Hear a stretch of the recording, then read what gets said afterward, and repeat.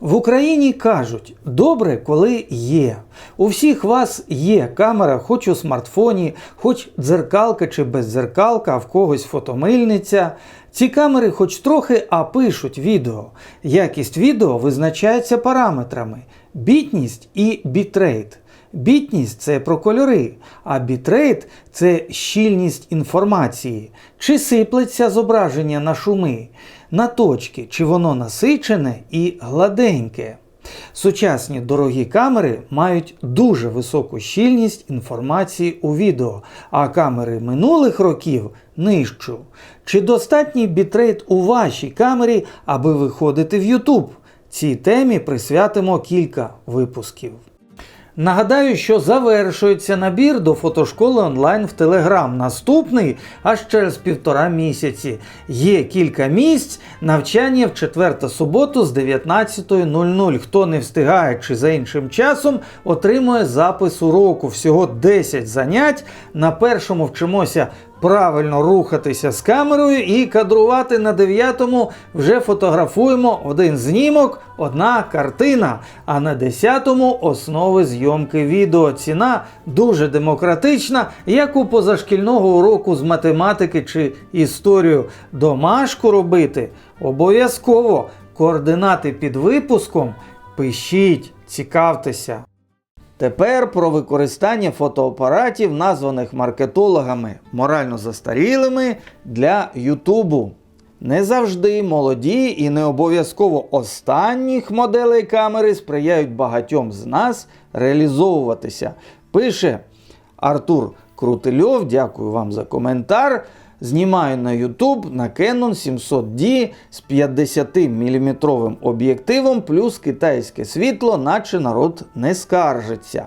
А ось менш класичний приклад. Ми знаємо, що традиційно Canon, Sony, Panasonic, Lumix гарно фільмують. Останніми роками Fuji та Nikon. У знавців Olympus чи PAC OM System. А Samsung, про який імідж у Samsung знають маси. Мікрохвильовки, пральні машинки, телевізори, ноутбуки, чудові смартфони, навіть зубна паста і пральний порошок. Не відчувається такої загостреної, спеціалізації на фото-відеотехніці. Пише Михайло Цертій з ніком Lector MC. Останнє відео на своєму каналі знімав на Samsung NX500 з параметрами Full HD 60 кадрів на секунду. Якість картинки краща, ніж у багатьох в 4К. Це цитата. Наскільки відповідає дійсності ця смілива заява і чому автор задоволений немолодим фотоапаратом? Заходимо на канал до пана Михайла. Давайте розберемо ситуацію спершу з каналом. Зараз автор несе службу. Значить, він обмежений у можливостях стабільно підтримувати роботу свого каналу. Попри те, в нього майже 6 тисяч підписників. Непогано. І його відео набирають стабільно 1,5, 2, 2,5 тисячі, а подекуди й 4 тисячі переглядів. Оскільки канал пана Михайла спрямований на вузьку, технічну, спеціалізовану, україномовну аудиторію, то це дуже добрі цифри. Спершу пан Михайло тестував Samsung NX 2000. Деталізація, здається, непоганою, кольори достатньо соковиті. Зйомка ведеться у світлий, сонячний день і на вулиці, непогано, добре. Динамічного діапазону камері вистачає, камеру можна тримати на відстані витягнутої руки, і в принципі і голова, і погруддя залишаються в кадрі. Тобто не можна сказати, що тут якийсь страшний божевільний такий кроп. І найбільше, що мене цікавило, це, звичайно, динамічний діапазон при жорсткому такому сонячному світлі. Ми бачимо, судячи з того, що за паном Михайлом там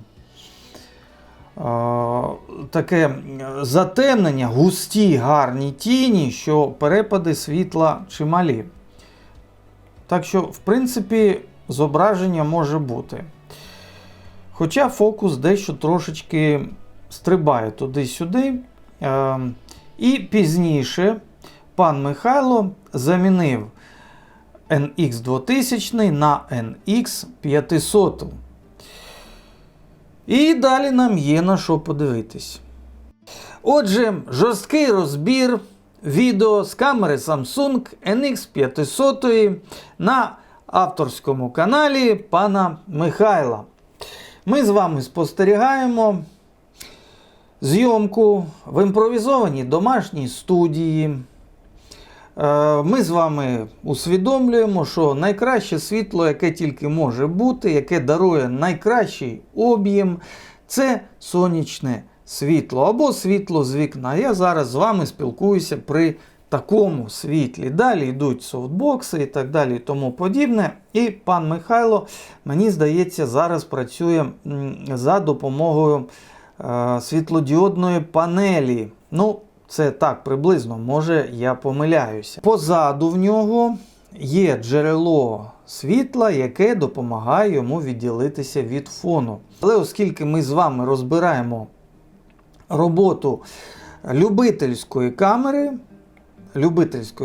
для відеозйомки, то дивимося уважно. Значить, зараз пан Михайло взяв до рук стрімінговий плеєр, і ми бачимо, що фокус миттєво перестрибнув на цей стрімінговий плеєр. Але коли він робить отакий рух, або прибирає стрімінговий плеєр собі на стіл, то фокус миттєво перестрибує йому на обличчя. Реакція просто шалена у камери.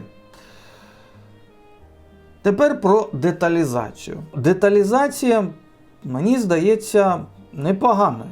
Як мінімум, достатньою для мовлення в Ютубі. Я зараз дивлюся пана Михайла на 4К екрані і зображенням задоволений. Воно достатньо деталізоване з одного боку, з іншого боку достатньо м'яке, щоб ми не роздивлялися кожну пору на обличчі, кожну зморшечку на обличчі. І для багатьох з нас з вами це навіть плюс. Коли йдеться про дам, це взагалі плюс. Ну, ми з вами це розуміємо. Якщо ми з вами подивимося на більш свіже відео пана Михайла, то він зробив огляд, який назвав MacBook на M1 революція, яку не помітили. Тут він працює на ближчій відстані до камери. Ми з вами бачимо гарне розмиття фону. Чим ближче об'єктив до об'єкту зйомки, тим краще тло миється. Це закон. І тут він узяв вужчу фокусну відстань, я так розумію. Деталізація теж непогана, приємна.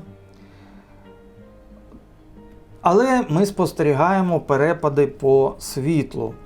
Пан Михайло працює, можливо, на вулиці або десь в передбанничку до будинку.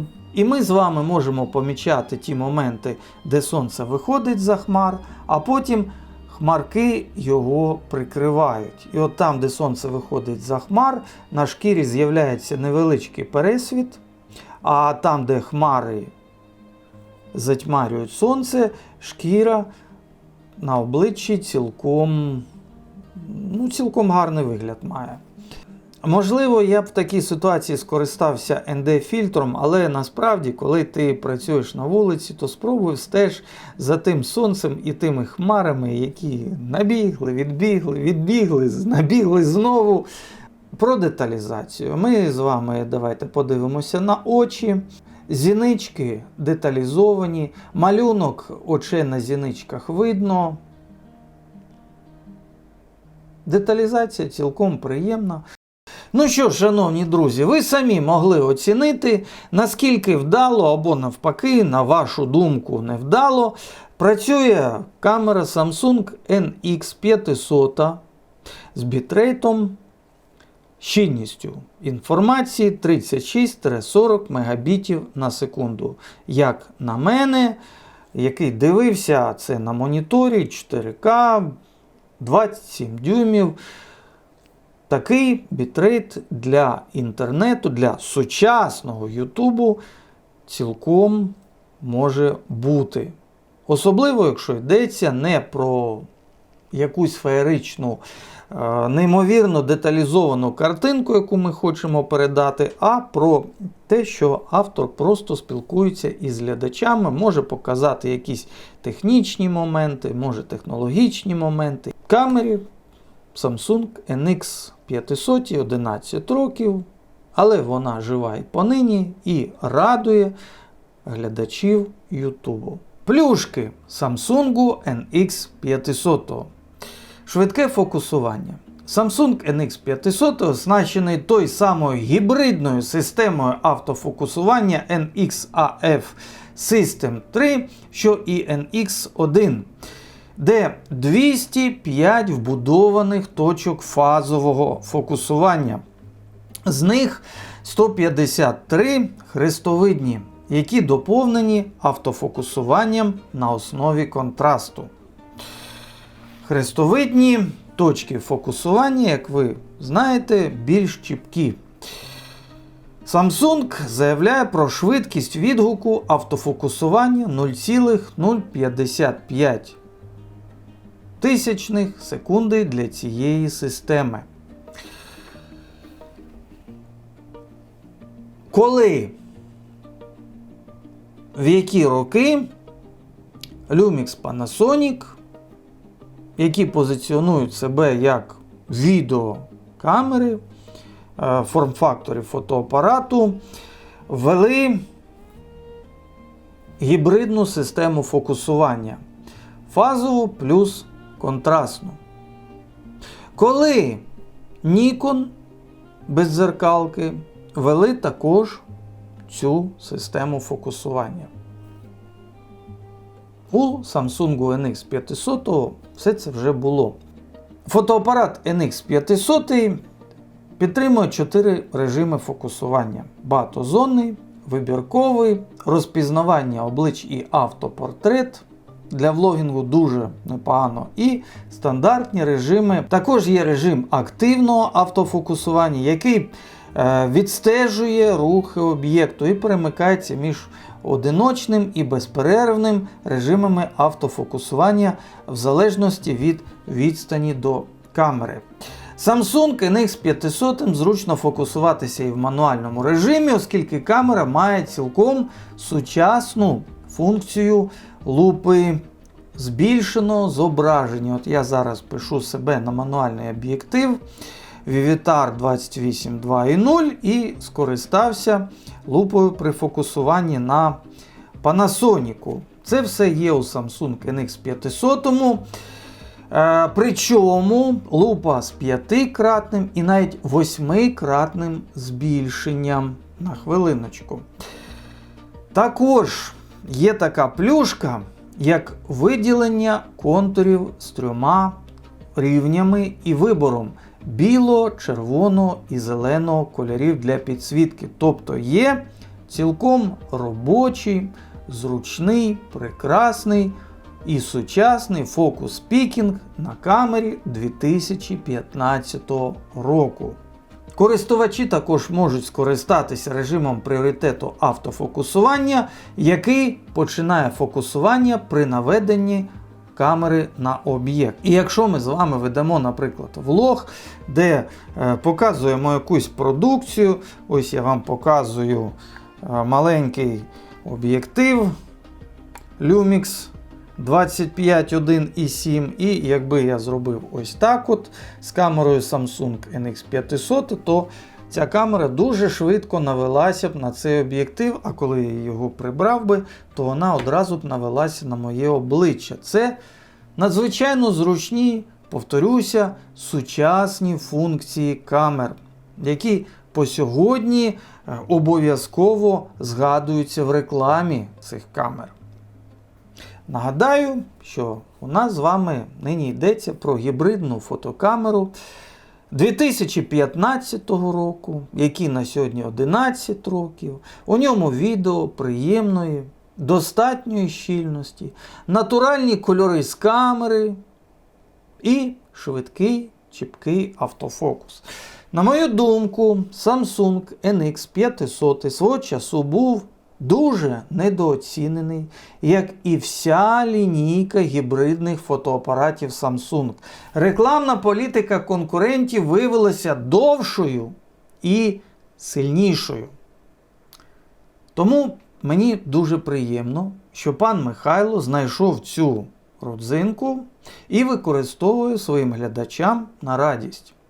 У нього власний маленький засіб масової інформації, а кількість підписників, паперова газета «Вечірній вісті», наприклад, де свого часу мав честь працювати, мала видрук 6-7 тисяч.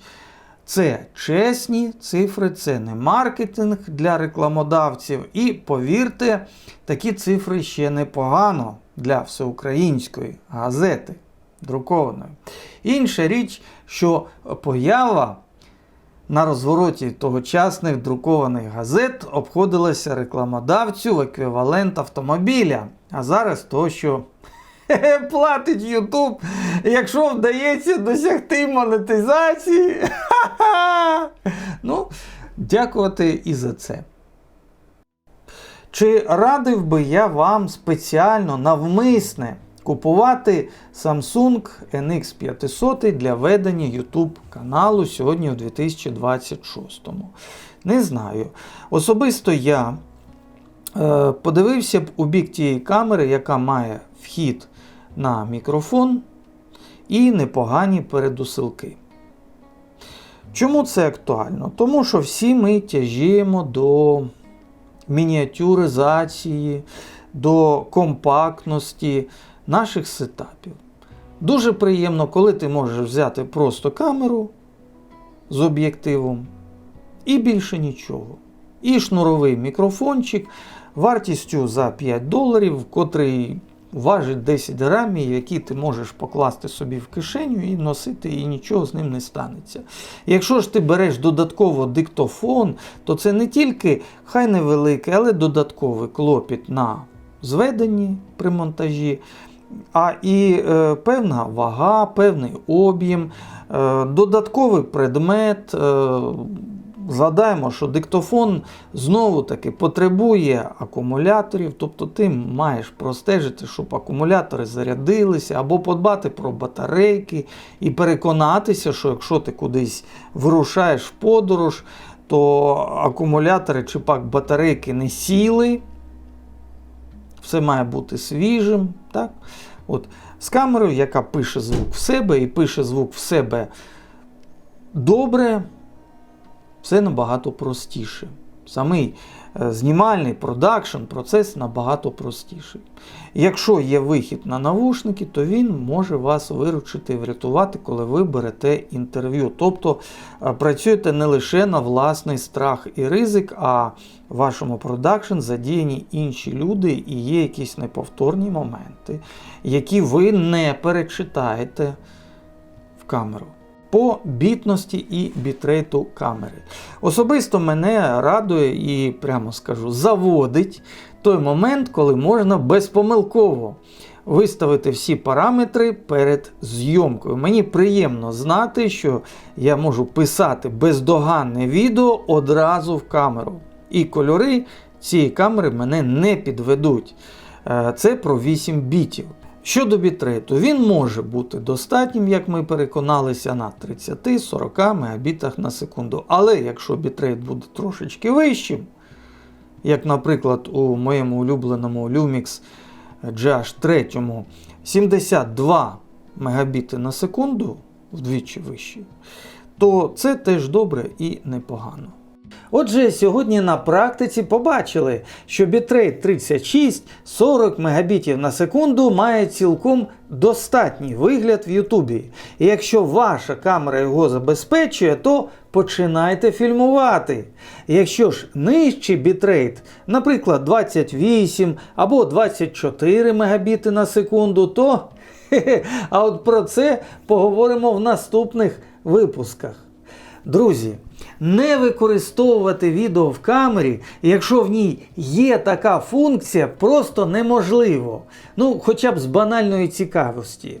Це як маючи ложку, їсти руками, або маючи бутербродну ковбасу, кутуляти лише хліб. А я нагадаю, що завершується набір до групи занять фотографією онлайн. Аби навчитись фотографувати і взагалі бачити кадром чи оновити знання, координати під випуском, пишіть. Я ж традиційно щиро дякую спонсорам каналу. Ви закриваєте шмат амортизації нашого каналу, і це дуже добре спонсорство від однієї чашечки кави на місяць. Український YouTube живе. З вами був Сергій Меркулов. До зустрічі!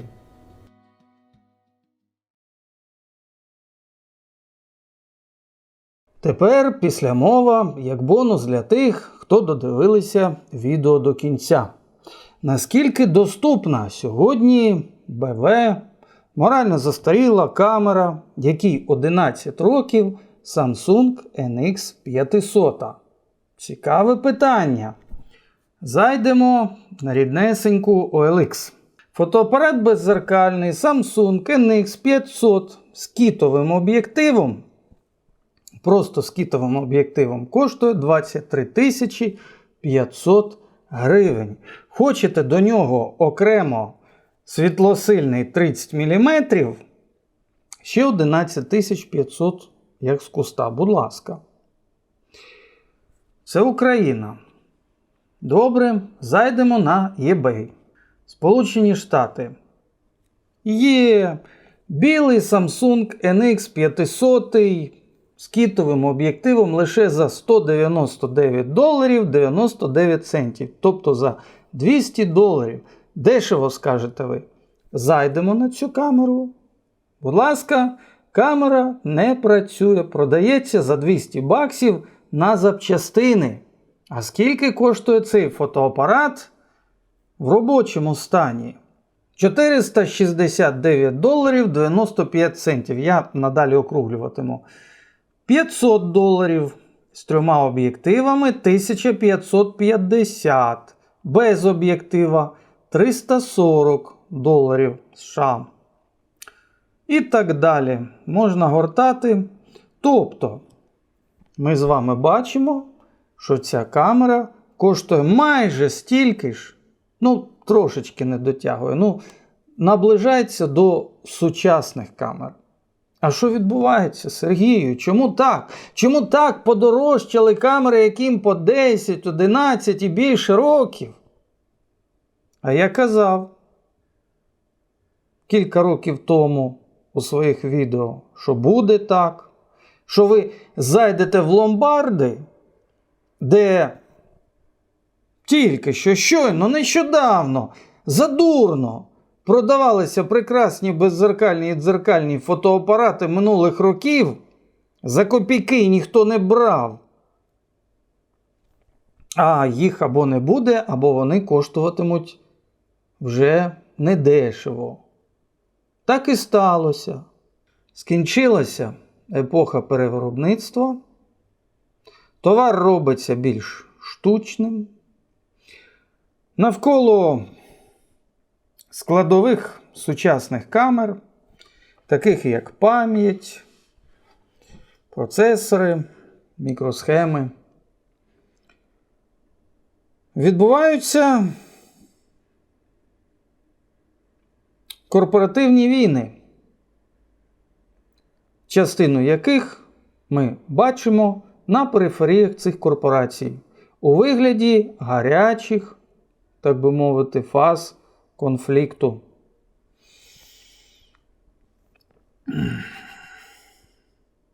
Це по-перше. По-друге, люди подивилися, оцінили, і багато хто зрозумів, що за 10-12 років справжній прогрес у виробництві камер виявився мінімальним, косметичним. Те, що було, доточують програмно. Можуть додати точок автофокусування, від чого камера зовсім не обов'язково, що почне краще фокусуватися і так далі. Але те, що продукт зробиться простішим у виробництві і при цьому дорожчим, факт. Ну, судіть самі, набагато зручніше продати замість реальних залізяк, таких як мікросхеми, правильно, пам'ять, ще щось, програмне забезпечення. Адже у виробництво реальних речей, тих речей, які ми можемо взяти в руку, помацати, застосувати в камері, треба вкладатися матеріально. Треба ставити цехи, видобувати корисні, рідкісні елементи, наймати дуже багато робітників, навчати їх, логістика знову таке. А що таке програмний продукт? Це коли ви посадили двох індусів у тісній кімнатці, де їм дихати нічим, зате дуже тепло. І вони вам за копійки, за пайку хліба створять програмний продукт, який ви з великою помпою, з великими понтами продасте як ліцензований. Набагато вигідніше продавати нематеріальний продукт. Математика. Давайте замислимося над цим. І в наступних випусках я з величезним задоволенням продовжу аналіз того, на що здатні так звані застарілі морально камери у сучасному світі. Подивимось? Цікаво?